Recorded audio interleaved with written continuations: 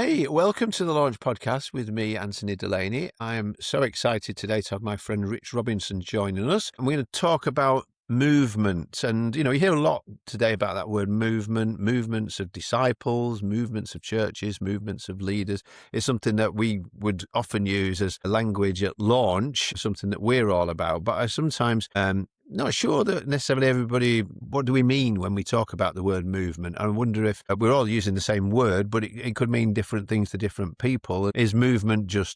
Is it just a different way of talking about church? Is it just a movement is what we're saying is growing, whereas church itself naturally is declining? Is movement just about momentum?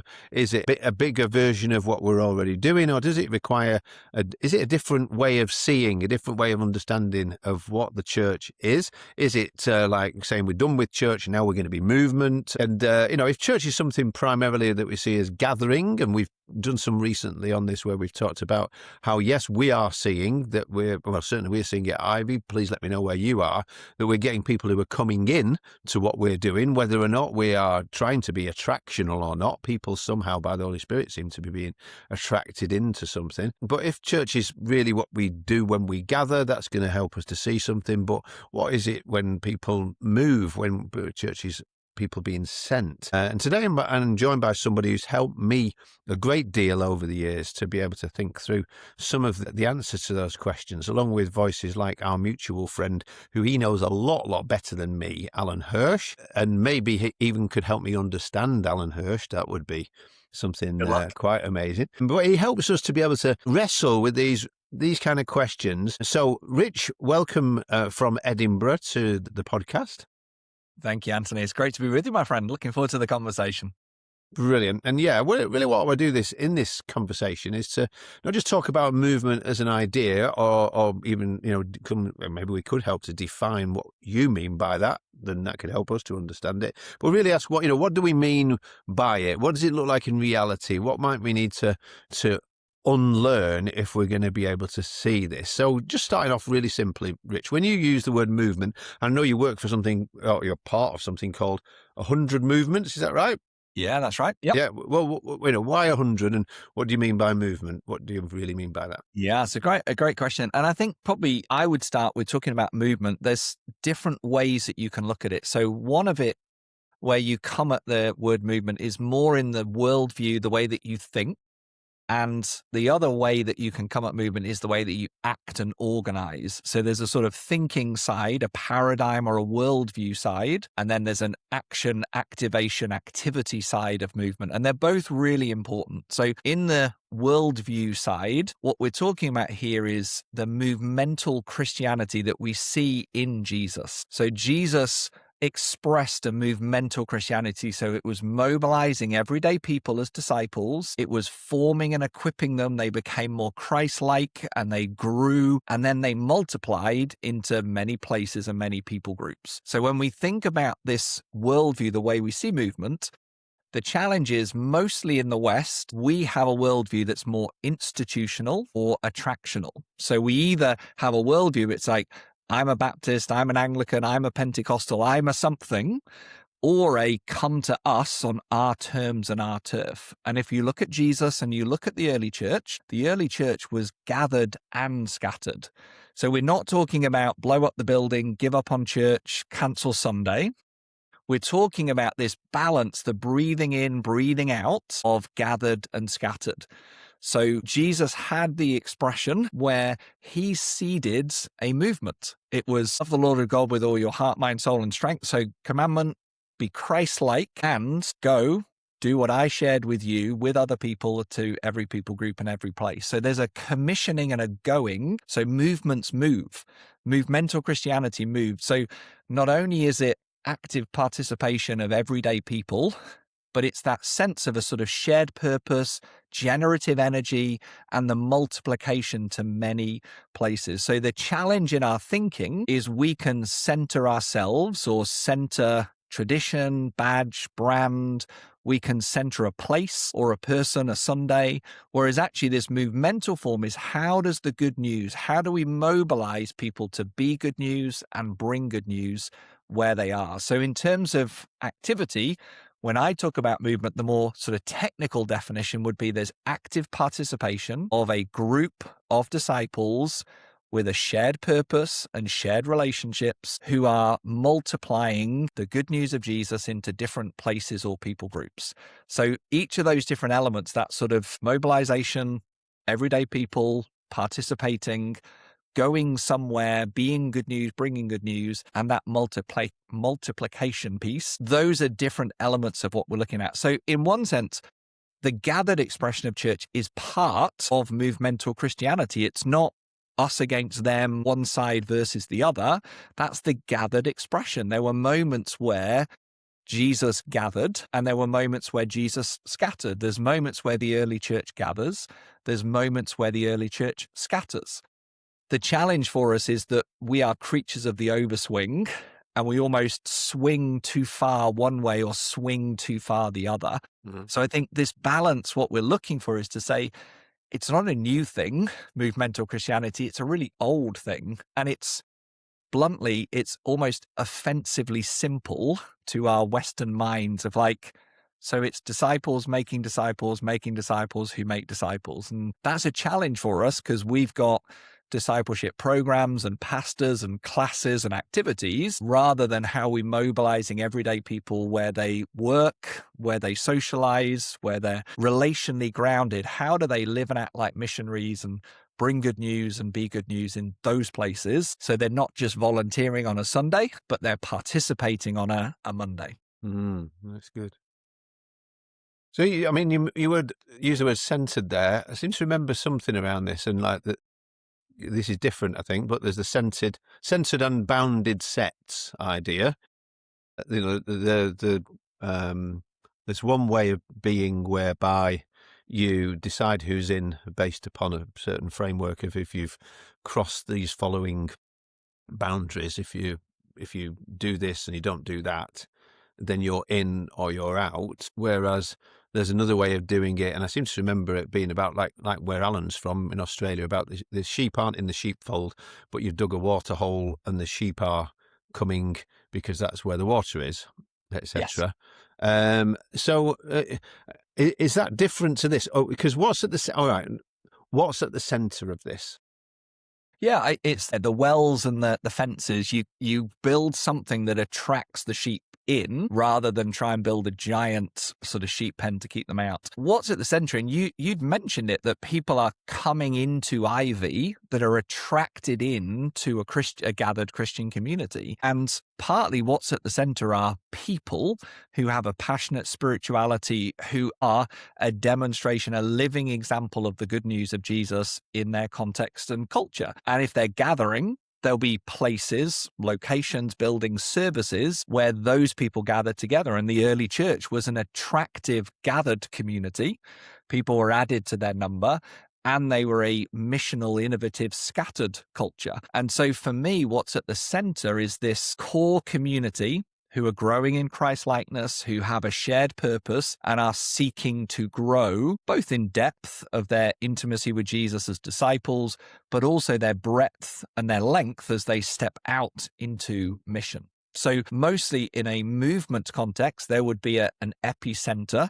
There would be a place, a founder, an epicenter and a founder where something starts. But the challenge is it becomes a movement where it moves beyond that first generation or that first geography. So we think of Ephesus, Galatia, Philippi, there's a growing movement that goes beyond one place. There were centers like Antioch and Jerusalem, but they weren't just, this is where the presence of God is, one temple, Old Testament. We are all living temples and we're actually sent. So that sort of gathered and scattered, there will be places where people gather together, but we're also looking to help them to scatter well into the everyday places as well. So the scattering becomes sent, effectively. Does it have to be that somebody necessarily sent you, or that you are sent by the Holy Spirit? Is it need to be people to be sent out to qualify as a movement? At what point would you say something that's a movement? I mean, I think you just mentioned something there where you go beyond where you are. A movement, I suppose, has got to move. But what's the difference between that and a a healthy growing church. Why is a healthy growing church not a movement, and when does it become one? Yeah, so you would have different people that would mark or graduate the sort of scorecards of movement. Generally, people would talk about the generational change. So when something multiplies to a fourth or fifth generation, that begins to feel more as if and could be named a movement, because it's not just one place that's growing, but they've multiplied, who've multiplied, who've multiplied, who've multiplied. So in one sense, a local church could have a mini movement on their hands if they're multiplying multiple small groups or house groups or churches themselves. So there are various churches in the UK that are seeking to create a church planting movement or a movement out of their own context. So I think for me, it's less, is it a church? Is it a movement? It's more the organism and the life that it has. And I think what we're looking for is that multiplication. So the generational chain of disciple making is sort of fourth, fifth, sixth generation. Honestly, I would say anyone who calls himself a movement versus you are called a movement by others, it's generally after the event and by others that it's a healthier place to be named than it is to sort of self-proclaim and center yourself into it. So Yeah. mostly the movement leaders that I work with are simply trying to be obedient, faithful, prayerful, missional, and it's messy, it's beautiful, it's broken, and it's easier from the outside for me to see and name. They're in the middle just going, hey, it's a bit of a mess, we're trying to be faithful. Hmm. I mean, you've led for a long time. I would be the same. People can look on the outside and go, that's amazing, or that's awful, or what about this? And inside, you're going, where do I feel like the Holy Spirit's leading? How do we as a team discern what's next? And how do we live our values and extend our culture in this moment? And you get it right, you get it wrong. But that's the joy and the beauty of Christ-like leadership, is you're seeking to be faithful and obedient, and it doesn't always make sense. Life's easier to look backwards and analyze than it is to look forward and predict, definitely. Yeah, that's a good line. So you're saying this is something therefore you can kind of recognize afterwards? How do you then, can you plan to become a movement? Yeah, I think you can plan and position to become a movement, but I think ultimately it is the Lord that does or doesn't kind of bring and build and produce the fruits that you desire to see. So you can position yourself to be a movement. And so some of that is the analysis of what you have, in the sense of what are our worldviews, the way we think, what are our environments, and then what are our behaviors that are actually blocking the potential, the movement potential that's within our mix. So if we have a discipleship program, a discipleship pastor, it's classroom, it's information with an expert, that's actually going to block your movement potential, because you're graduating people from a class and they learn and know more about Jesus. So how you can position yourself is to say, how do we reimagine and reorientate towards discipleship and disciple making being immersion, apprenticeship, everyday transformation, multiplication of many. And as we shift and we do discipleship on the shoulder rather than behind a desk, or we do it through apprenticeship rather than through lecture, we begin to multiply everyday people rather than those that have a degree. As we shift, some of the potential that is already there, that's the thing I think I would say, Anthony, is that this is about unlocking the potential that's already present rather than sort of turbocharging or injecting something in. So you have people who could be multiplying disciples. It's the environments you create and the behaviors you celebrate and empower that could help them to become multiplying disciples. So, okay, coach me. I'm thinking about Ivy. I think in metaphors a bit. So if somebody was thinking about, let's say, the big, healthy, growing church, in the past, we could have, like, you grow an apple tree and it grows and God grows the apple tree. Yeah. But it gets lots of apples, and then you could end up with one great big apple tree. Everybody comes and gets the apples, and that's one kind of way of looking at it. You could also then take cuttings from it and go and plant more of the apple tree, I suppose. And we've kind of done a little bit of that over the years, and some of them have grown for a while, and et cetera, et cetera. And then it's different seasons, they've ended up not continuing. But then there's people who've come up from Ivy who've then gone, and in some way, I mean, they're then being, well, I suppose they're kind of being an orange in a different, or they're in a different nation. They're in a different part of the nation. They're doing something small. They're doing something that isn't necessarily recognizable, that, as I would look at it, as, so I'm thinking about a guy, who used to lead one of our church plants, and in many ways that he kind of cut his teeth doing that. But now he's kind of he's in international, he's in some pretty dangerous places. I've just reading a prayer thing from him, but he's moved together with his family to go where it's really hard and start Jesus stuff happening there. So this whole thing of, I find it quite difficult when people start talking about the generations of stuff, because doesn't there come a point at which it's like, it's really hard to track what, Yes. because he started more churches than I have. And but it's not about, and in the end, because what I've got is an apple and what he's got is an orange,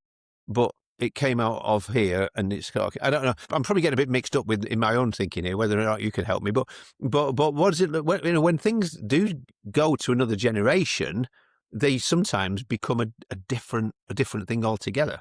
Yeah, oh, they definitely do. And one of the languages, so I was with the church last week, who are a church that has a movement. So they train in 20-something different countries. And the language they used was, we desire for our fruit to grow on other people's trees. That was one of their hopes for the future as we were looking at what's this next missionary journey. And I think in a ministry that's branded, you can add up the numbers, see the link. So in a more franchise model, different coffee shops that look the same or across the world, you can, how many coffee shops, how many coffees sold, how many people across the, so it's easier when you have a more franchise model where there's tighter control, there's a clearer link. Movement is messy.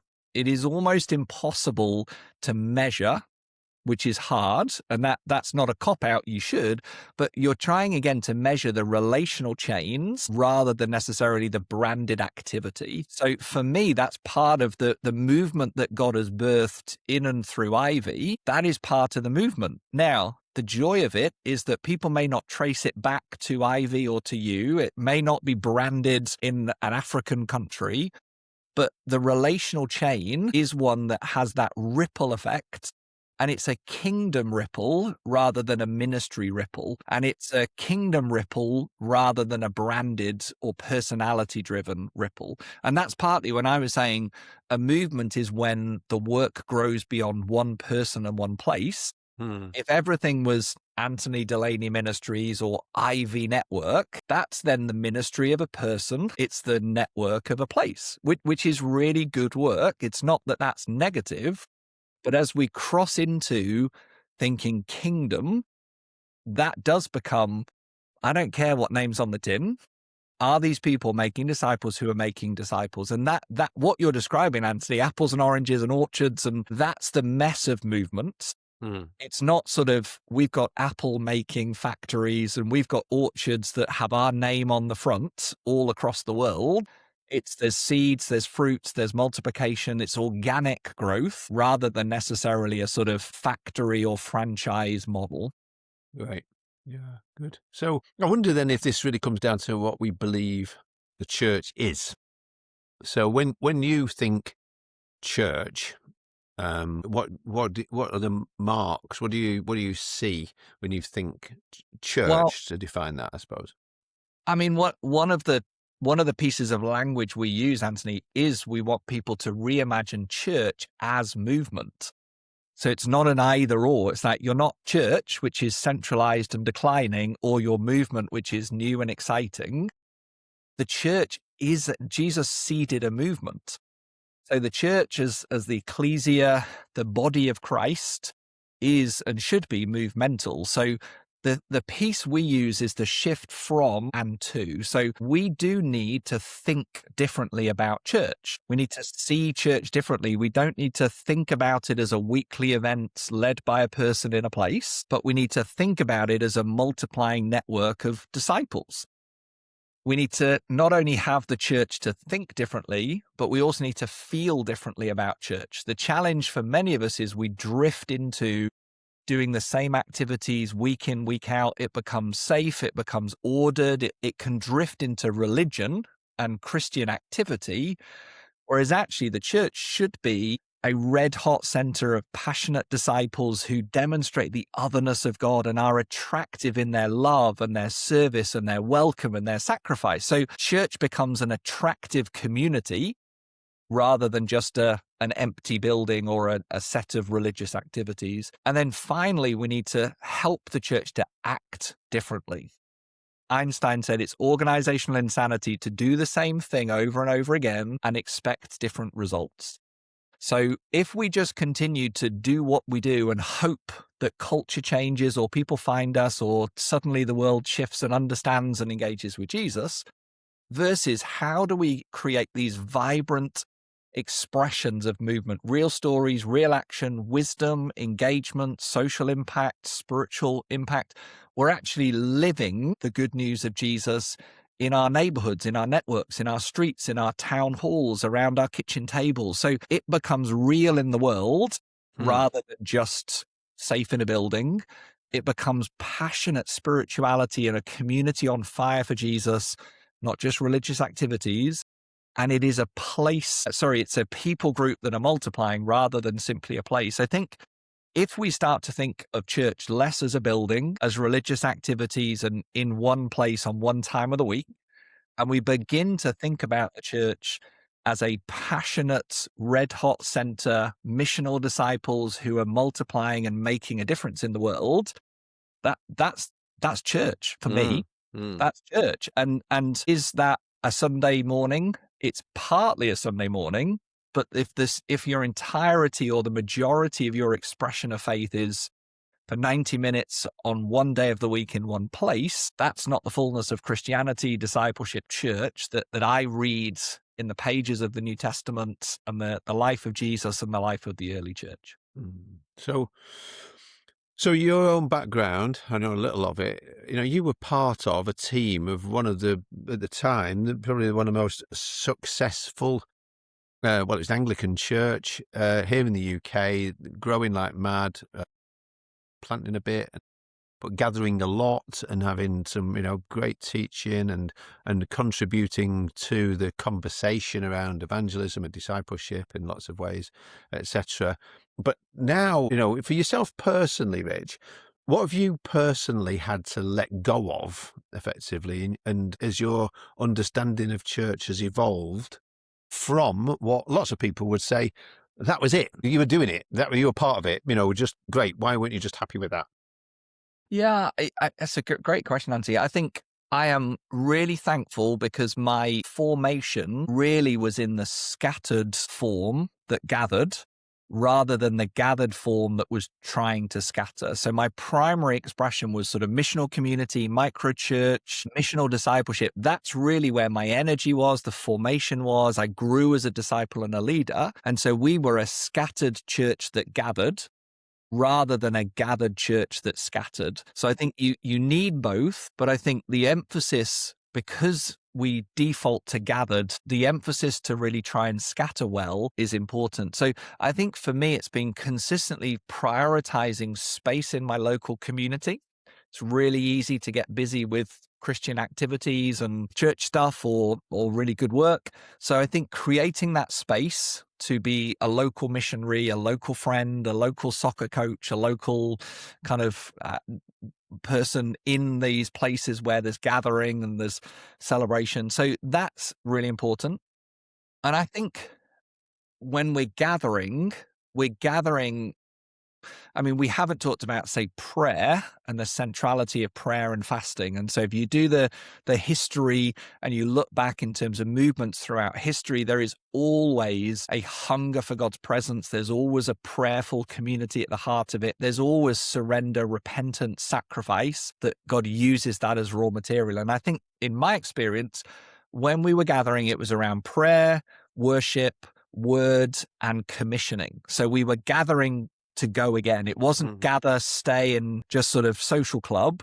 It was we're coming back together to meet with Jesus, to listen to the word, to meet with each other, and then to be sent again. So that sort of we think more factory and staccato. If you think of the body, the kind of breathe in, breathe out, or the heartbeat, these natural rhythms, there was always a rhythm as we came back that we were going to go out again. There was always, when you breathe in, you breathe out, the sort of blood in and the blood out in terms of your heart. So I think what I've sort of had to lay down is local mission is messy.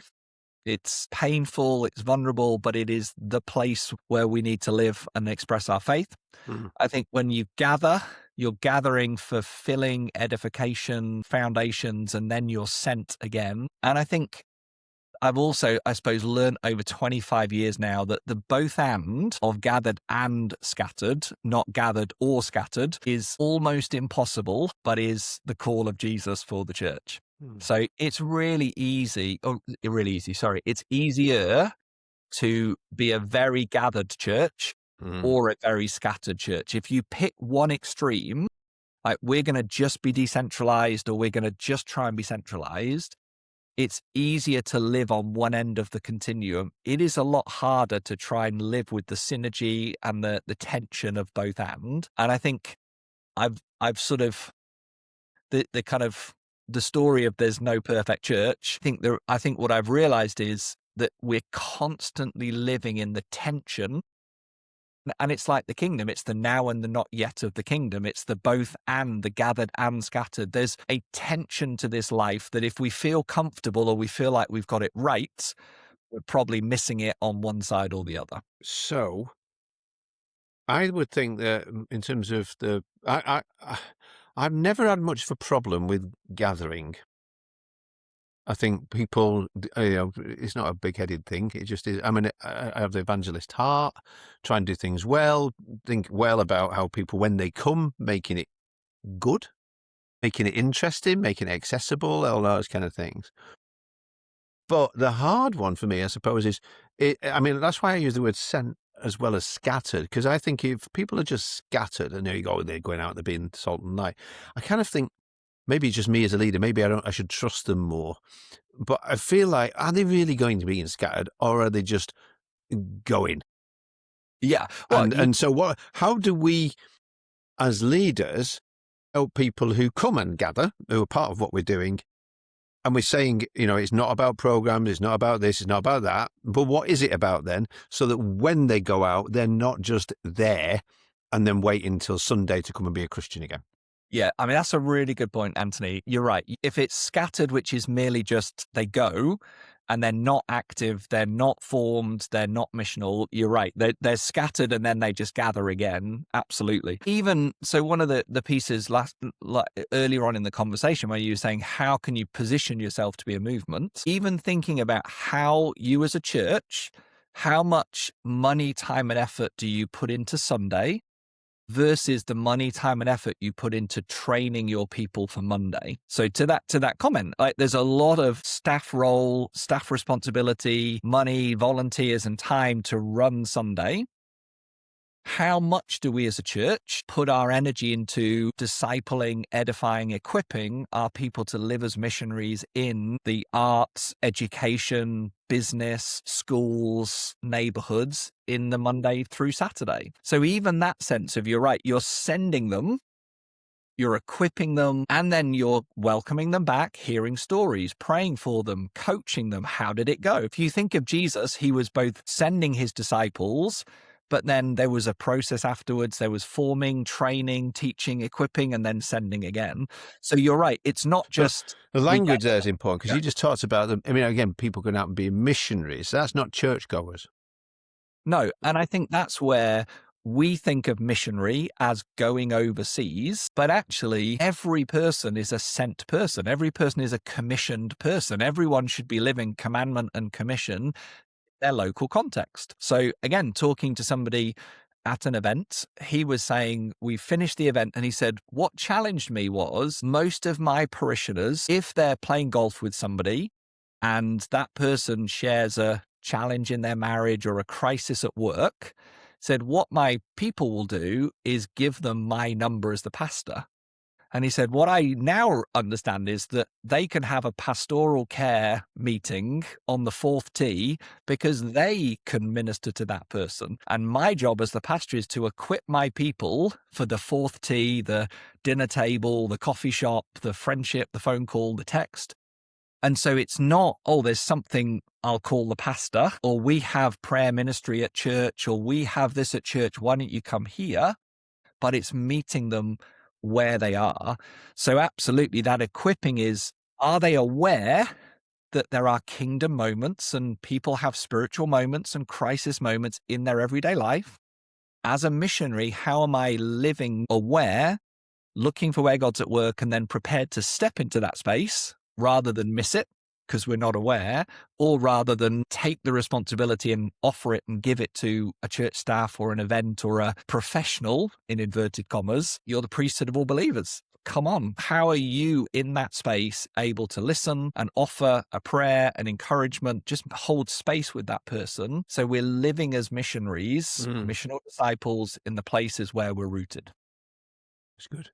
I suppose too that, I mean, like you said, this is wherever church has been healthy and growing, and in some ways that these things are a part of its story. So I'm thinking, I'm thinking like at the end of the Anglican liturgy, you always end up with ascending, Yes. not just a blessing. I remember that prayer, and it says, we whom the Spirit lights, let's bring light to others. And there's that kind of thing of a sentness. It can just become liturgy. It can literally mean, it can just be the words we say. But I suppose if we take that as a framework effectively for what we're doing when we gather, and in some way we've finished with actually sending, not just scattering, then again, I'm probably picking up on the language, but I like, that idea of us being commissioned and permissioned in church. Yes. And I suppose this then brings us around, actually, to bring back to Alan, whose book I happen to have one of his copies here. But, the APES stuff and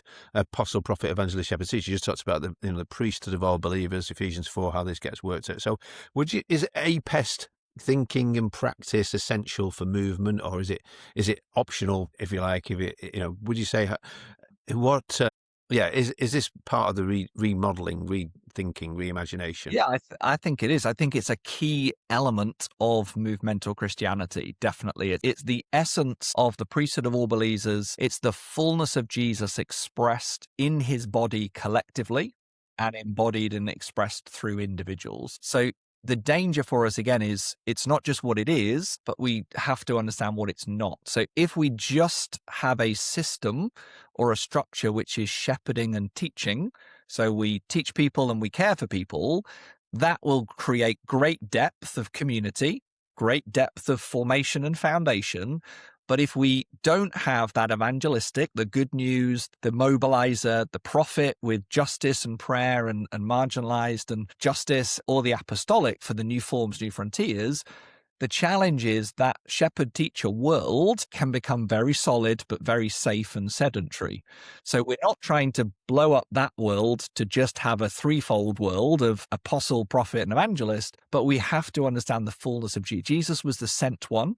Jesus spoke truth to power, and Jesus was the good news. And so if we miss those from our whole community and lose the gift that some of those carry in the community itself as that primary gift, then we lose something of the fullness of Christ. So I talk about driving a 5 kind of gear car with 2 gears. You can drive, but you're not going to go that fast. You're probably going to knacker the gearbox or the engine. And the frustration of I've only got to 40 miles an hour or 30 miles an hour, not the full speed, is going to be a stress. So it's not that the car grinds to a halt and you can't use it, but it's not the fullness that church is wired for. And it's missing some of the fullness of Jesus in our people, individual and collective.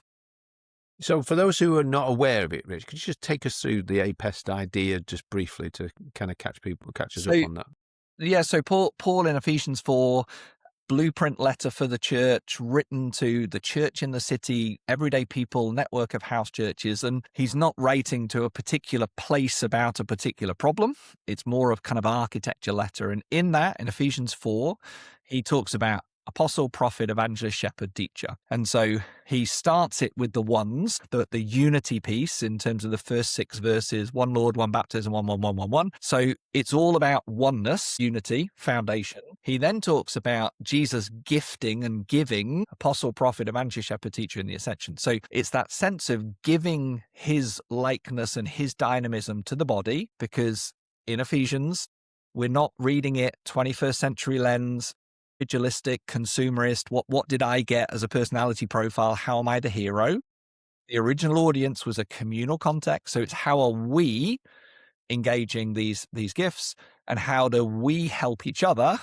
And the prize in terms of 12 to 16 is maturity, the fullness of Christ, growing up into the likeness of Jesus. APEST itself, if we miss the unity at the start and we miss the prize of maturity at the end, we just get this sort of personality type and box and jargon, which is just not helpful and healthy. So these 5 are the expression of Jesus. So within each community, there'll be people that hold some of these gifts really strongly, but also because Jesus is the full expression of all of these 5, they are ways that we can all grow in Christ likeness. So it's not sort of like we have one prophet and we outsource hearing God to the one person that says, "Thus saith the Lord," or we've got one crazy evangelist that we give 90 cards to at Christmas and they invite 80 people. We're all called to embrace the sentness of God. We're all called to speak truth. We're all called to. So I think for me, what I understand it as is there are some particular gifts that can be expressed. And so I'm right-handed. So I kind of talk about there's some right-handedness that we have in our wiring, that 1 or 2 of these gifts will be really strong in us. And it's not so we're a hero, but it's so that we serve the body to help the body to become more mature. So whatever gifting I have is invested for the good of others and the good of the body for maturity. But we'll also have some left-handedness, some places that actually need a bit of discipline. So for me, apostle and evangelist are high. So I'm naturally right-handed when I think about innovation, new forms, new frontiers, mobilizing people, storytelling. And my shepherd and my prophet are quite low. Now, the challenge for us is if we just say it's all about strengths, so be the strongest apostle and evangelist ever, but I lose and miss my shepherd. Jesus is the good shepherd. So if I just emphasize my strengths, then Jesus looks a lot like me, and I'm not allowing his likeness to conform me. I'm forming Jesus in my own likeness. So I need to be like the good shepherd, even if it's not a particular gift and strength and natural space. So we use APES to help people understand Christ-like discipleship, as well as that leadership expression that can be a gift, as well as how do we grow together. So the apostle is the sent one, and new forms, new frontiers. Paul and Peter are great examples of that. The prophet is justice and prayer upward and outwards to the margin. So the widow, the orphan, the advocating on behalf of those that don't have a voice. The evangelist is the good news, the mobilizer, storyteller, connector. The shepherd is the depth, relational health, and justice in the context of community. And then the teacher is the wisdom, ideas. And so all of these are expressed in Jesus. We'll have some that are naturally strong that we need to invest to serve the body, and we have others that are weaker that we need to embrace Christ-likeness rather than personal preference to be able to become more like Jesus. Good stuff. So you mentioned that if, for example, you have the apostle, the prophet, evangelist that aren't allowed to be given their voice or find their place in some way, and you can end up with like something that's more, I suppose it does become more institutional. I think if we were to look at lots of things that even denominations probably started with somebody quite apostolic and prophetic and evangelistic getting out there and having a go, or a group of them, because most things I think pioneer and start something, and then the shepherd teachers come in helpfully to help to manage what you've got. And that again has its place, but it can be a shift whereby that's when you end up becoming, I think we started the conversation, we were talking about being institutional. What would you say are the warning signs for a movement that it's becoming an institution? Yeah. So, and it's really important, Anthony, to name this. So In business, it would be called sigmoid growth. We talk about it in the all change journey as the shift from one missionary journey to another. So there are always seasons where things start in that pioneering, innovative, messy, scrappy, organic sense that then become more organized, ordered, systematic, institutional. And it's where, in my language, the organism leads and the organization supports. Over time, the organization ends up leading and it squashes the organism. And so the shepherd teacher, more sustaining, will bring order, organization, systems, and that's really good. But then what you have to do is to release those pioneers to the next frontier.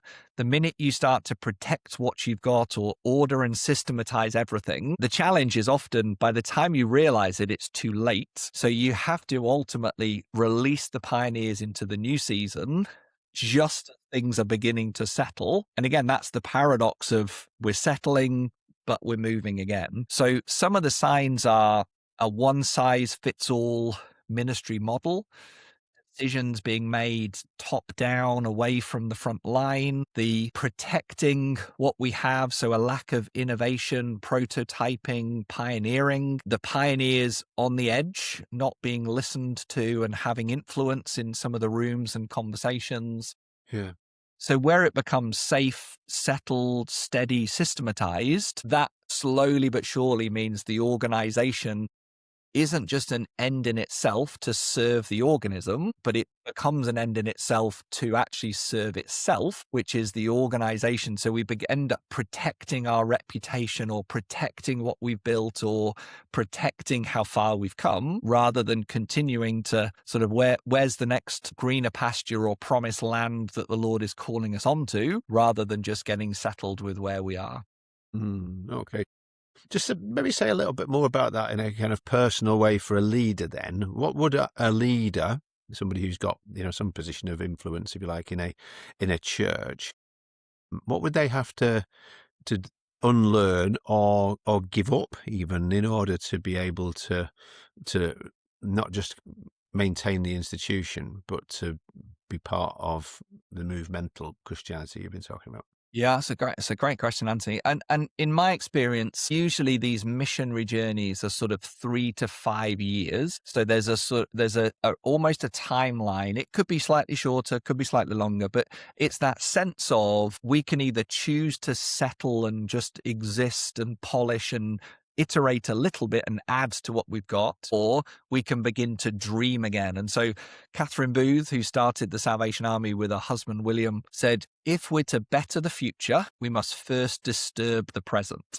So the first thing I would say is that disturbing the present, that disruption, repentance, having soft eyes to see what exists differently, to be prepared to open themselves as a leader to the next 3 to 5 year horizon, that dream and that greener pasture. I think not settling where we are, embracing disruption and dreaming for the future. Those are 3 really significant things to do to not settle. And then often it's in the same way of Jesus. Jesus communicated the Beatitudes to the masses, but called a small group of disciples to go first and further with him. So again, as a leader, you're not necessarily trying to convince everyone to come on the start line right away, but you're looking for a small group of pioneers that are ready to fail forward, to learn, to prototype, to test, to grow, and they go first. That then benefits the many that will come after them. The unlearning and relearning. As an organizational leader, we often think we have to have everyone on the same page at the start, which is, I would say, not the most helpful way to begin.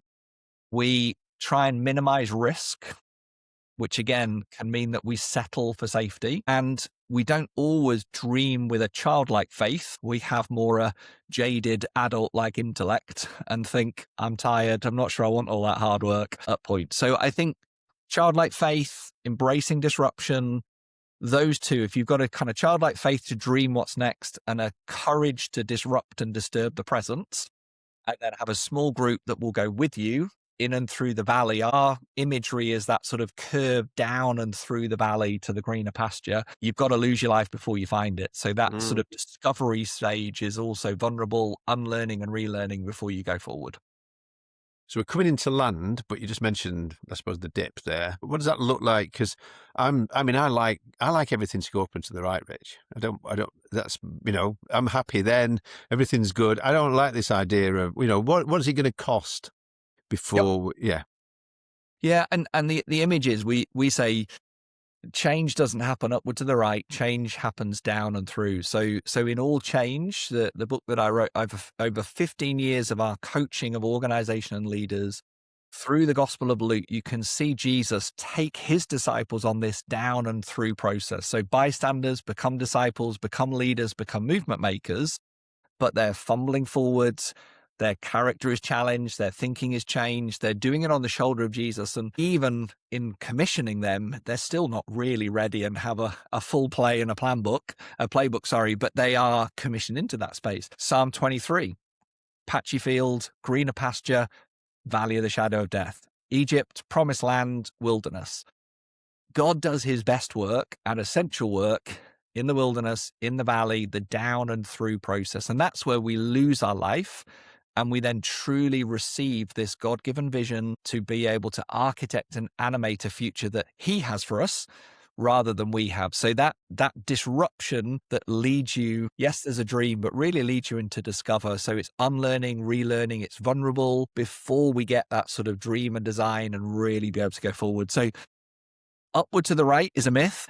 But if you go down and through the valley in these missionary journeys, you do get to go upward to the right ultimately, but it's generally by going down and to the right first and then up as you come through the curve. And my friend, it's true. You've lived it. I know, but I've got my yellow sweatshirt on. I'm trying to be all optimistic. Well, and on a serious note, Anthony, you need the optimism and you need the passion for the greener pasture to make the valley worth it. Because if you just go into the valley without a really strong conviction and passion for the future, you just want to go back. Like Peter went back to fishing. The people of Israel quite fancied the cucumbers of Egypt rather than the milk and honey. Like, you will go back and you won't make it through without that God-given passion for the greener pasture ahead. So that is really important. You're not just changing things for the sake of changing or trying a few new things in your own human strength. That dreaming is a real sort of prophetic imagination, apostolic imagination. It's a prayerful imagination of what is God calling us to as an adventure, as a church, as a movement, as a denomination in the next 3 to 5 years. If we're clear on that, that gives the grace and the faith and the perseverance and the persistence to come through the valley, to lose our life, to find it. It was the joy set before him that he endured the cross. So what is the joy set before you as a leader, as a team, that you endure the cross, endure the valley for the grace the other side of it? So as we wrap up, and I'm going to ask you to pray in a minute, but before you do, see a book behind you, All Change, which I think you wrote, which is great, and been helped me, and something that we've looked at some of the principles of here before, and it's something that we've mentioned at launch. What other resources, including, I know that yourself together with, your wife Anna has, helps with publishing in different ways to be able to get materials out there that can help leaders. Could you point us to one or two that, if people are like thinking, if I'm going to go down into that valley, I could do with a guidebook or two that is going to help me through it. Where do we look? Yeah, definitely. No, it's good. So The Forgotten Ways by Alan Hirsch would have the 6 elements of movement DNA. You got that one as well. So and there's, I've got that one. And there's that one as well. Yeah, so yeah. you've got two. So you got the Forgotten Ways, which would be the MDNA, yeah. and those elements. You've got Permanent Revolution, which is the one that you've got, which is around more the apostolic to pioneer. So those are 2 really good books by Alan that will give you a sort of 10,000 foot PhD level, really high level. I've got an imagination.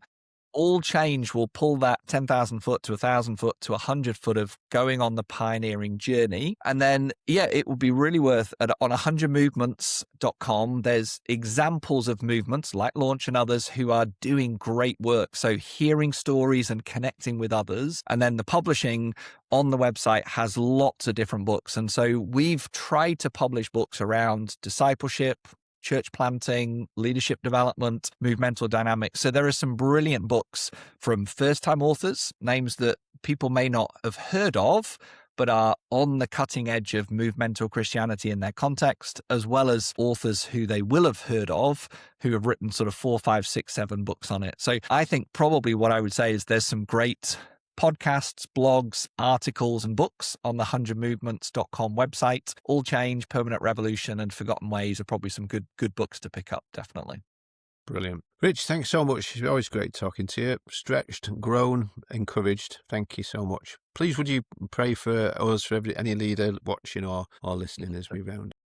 Love to. Jesus, we thank you that you are alive and that you are active. I pray that you would enliven and invigor our faith again. Give us that childlike faith to hope and believe in you at work in our world. Lord, I pray that you would inspire us, that this is not about condemnation, but it's about conviction. This is not about, am I doing it right? Am I doing it wrong? Or is somebody else doing it better? But it's an old thing that's a new thing. Help us to follow the ways of Jesus of movemental Christianity. Help us to reimagine the church as movement. Help us to live and lead differently as leaders and communities, that the church would think, act, and feel different. Pray that minds would be shifted, cultures would be created, and examples would be catalyzed, that people would see and experience the good news of Jesus. And again, that Christianity would be a people movement. Disciples making disciples who make disciples who make disciples. Help us to find that gathered and scattered and sent expression in our own context and culture. Help us to follow where you are leading, see where you're at work, and be faithful in the context that you've given us, Jesus. Amen. Amen. Thanks, Rich. That's wonderful. So thanks for everybody listening or watching. If you've enjoyed this, who wouldn't have done, why don't you share it with somebody else? Maybe you know somebody else, another leader that would be encouraged by it. And if you get a chance, please could you review it, write us a little review, an encouraging one would be great. Subscribe, share, write something up as an encouragement to other people. We're getting good numbers of people that are listening and watching this, and that's not really know what it's about, but it is an encouragement to us. And as people share it more, we're going to want to keep on getting brilliant guests on and just sharing great thoughts about how we can be the kind of church that Jesus talks about the gates of hell just can't stand a chance against. Thanks so much, Rich, for everything that you've shared with us today, and thanks for everybody listening to the Launch podcast. God bless you, and hope to see you soon.